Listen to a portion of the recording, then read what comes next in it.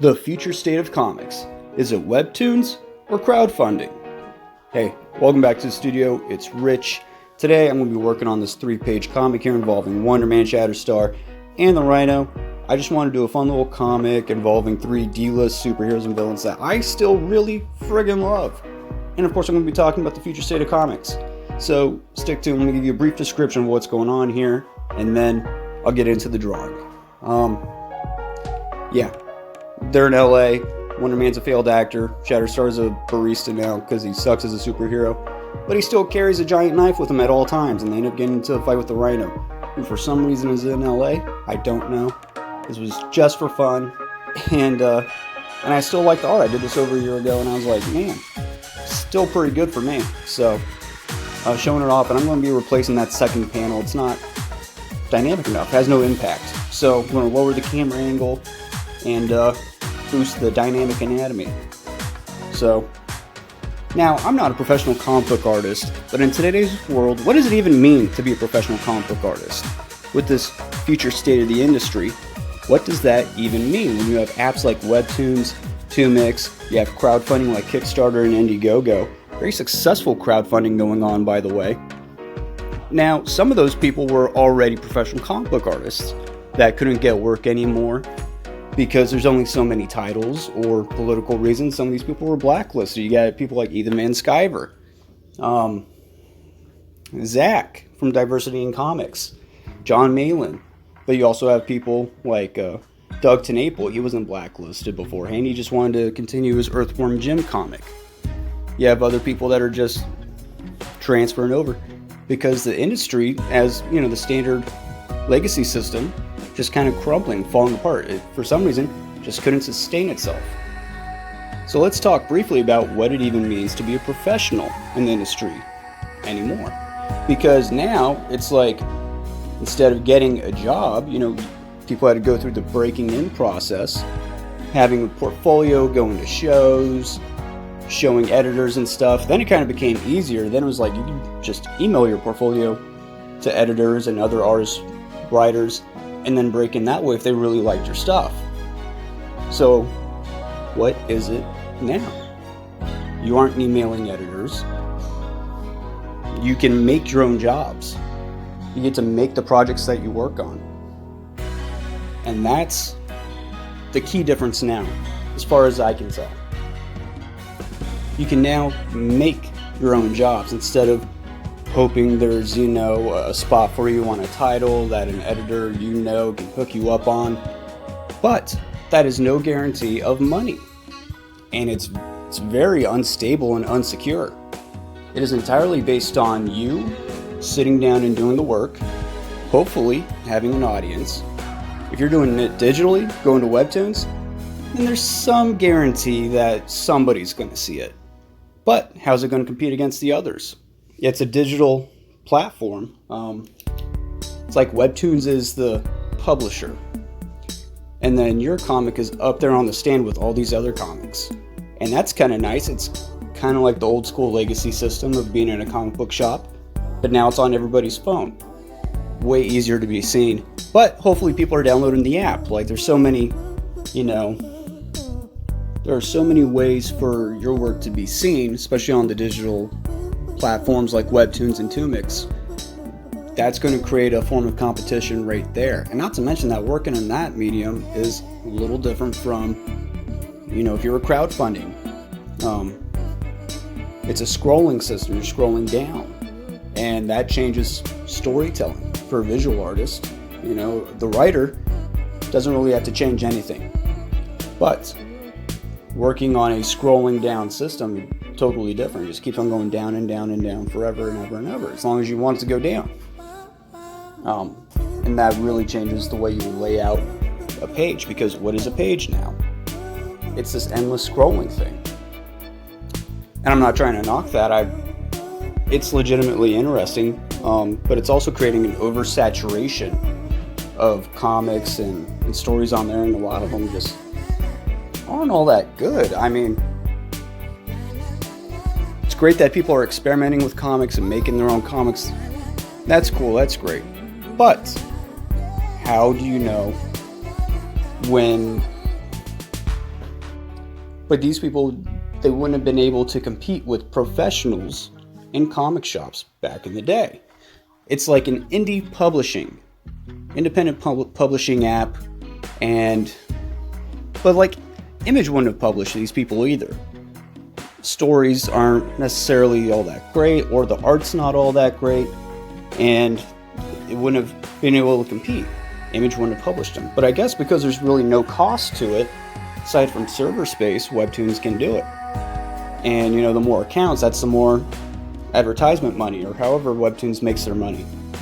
And then what exactly is the qualifying factor for you to make partner, I think it's called, on Webtoons to actually make money? The whole industry has changed. You have to not just be an artist or writer, you have to be a marketer as well. And this takes us to the crowdfunding portion of our discussion. Alright? Some people like Ethan Van Sciver and Doug TenNapel making big money because their IPs, Cyberfrog and Earthworm Jim, already had a huge audience already, or people who already heard of the characters already. So they were possibly willing to pitch in, you know? That's why the movie industry keeps on redoing movies. Like Top Gun. They know there's already an audience there who wants to see more. Well, what if you're not Ethan Van Sciver? You don't have this IP that already has some sort of audience or cult following. How do you get the audience? How do you get people interested in something that they don't know about? Well, you have to be a marketer. You have to know advertising. You have to get the word out there. So now artists and writers, they have to be their entire publishing company. They really do. They have to get these products made. So they're the ones figuring out file sizes and formatting and sending and communicating with, you know, publishing companies and getting this stuff out there. They have to do it all, which is extremely daunting. They didn't have to do that before. So it's already creating a barrier there. You know, aside from having to get crowdfunded, which means advertising and hopefully making the money, it's like, is this really the future of working in comics? It's kind of more like chaos, competitive chaos, and it's just so weird to see now. I don't buy comics from Marvel or DC anymore. I stopped buying DC comics a long time ago with like the New 52. I bought a few and I was like, this is lame. This is not at all what I was expecting. Listen, I think DC a long time ago should have just done a hard reset. You know, should have done some Armageddon thing, killed everybody, and created brand new characters. Because how many times can you tell a story about Batman fighting the Riddler? I think the future professional comic book artist will be somebody who starts on Webtoons, makes their first couple of Webtoons on there, does the whole social media thing, and that's how they're going to build up their audience. Making free comics on there, and then, you know, with Instagram and YouTube and Twitter, all that stuff, building up their social medias and following, then go to crowdfunding. And that's how they're going to make a living. Crowdfunding comics after having that initial audience. The question then becomes, how are they going to get comics out on time and delivered efficiently? Because not every artist is good at social media. Not every artist who's good at social media and art is going to be good at production and delivering on time and logistics. There's going to have to be some middleman there, I think. At least there's a market for it, I'm sure. Fulfillment company. Artists will soon work with fulfillment companies to make and distribute and communicate with publishers and really get the physical copies out and going. I wonder how they'll charge. If it'll be like a flat fee or if it's going to be a certain percentage. I think really good and really successful comic book artists like EVS and Ed Benez. Brian Pulido, creator of Lady Death. He's been doing crowdfunding for quite a while now. And I wonder if they will start working with PR and advertising companies to get greater audience and greater, more money, by having these PR companies create ads and all that other shit. I wonder, I bet it is. I bet that's what's going to happen. These artists aren't going to be freelancers anymore. They're going to have to be entrepreneurial. They're going to be their own businesses and their own brands. That's what's going to happen. And you know what? I bet as an artist creates one successful comic or one successful character, they're going to stick with that one character and just create a bunch of stuff. It's like if, Len Wein, after creating Wolverine, only worked on Wolverine. Every artist is going to have his own character. Almost like Shonen Jump and manga artists. They create a character and a story, and then that character and story only really lives with them as long as they work with, their company, like Shonen Jump, who is publishing it. I wonder if it's going to turn into that kind of situation. Will we eventually, here in the West, turn into that Japanese style Shonen Jump kind of magazine format? I don't think we will. I don't think a lot of artists will want to share and pull their works together and have to have a deadline and turn their stuff in on a certain time so there can be a monthly magazine of, 20 some odd pages being pumped out of their character. I think they'll want to do it on their own and not be subject to everybody else's timetable as well.